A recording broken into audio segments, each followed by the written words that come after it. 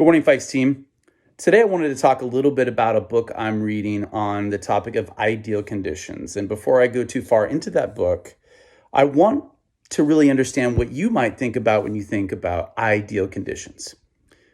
So do you think about ideal weather conditions, economic conditions, traffic conditions, perhaps conditions without a pandemic, maybe different training or processes in what you do each day, a condition with the amount of team members or managers or coaches you work with and who they are, maybe even a day without obstacles, and a condition with very little change or very little that's not predictable, which actually sounds pretty boring to me, but that's just me. At the end of the day, we think about what is it that we need? What are the ideal conditions that we need, or at least many people do, in order to be successful? And what this reading I'm doing actually calls out the other, which is that it really has much less to do about the ideal conditions and so much more to do with the condition of the mental state that we're able to put ourselves in. I mean, let's face it. We live in a world, whether major or minor, there are winds of change on a daily basis.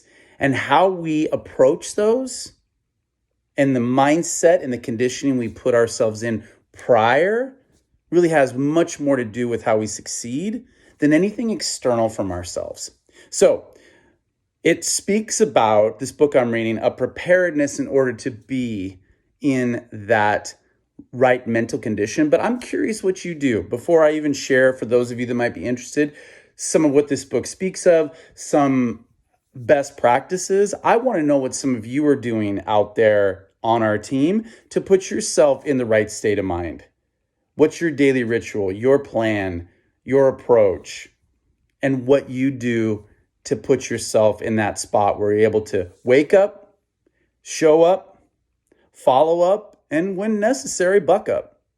So I'm looking forward to hearing from you, and I'm looking forward to talking more about the mental condition as the differentiator within ourselves versus the external conditions that we think need to have happen in order for us to be successful. It's the opposite. Look forward to everybody's answers. Let's have a great week. Onward and upward.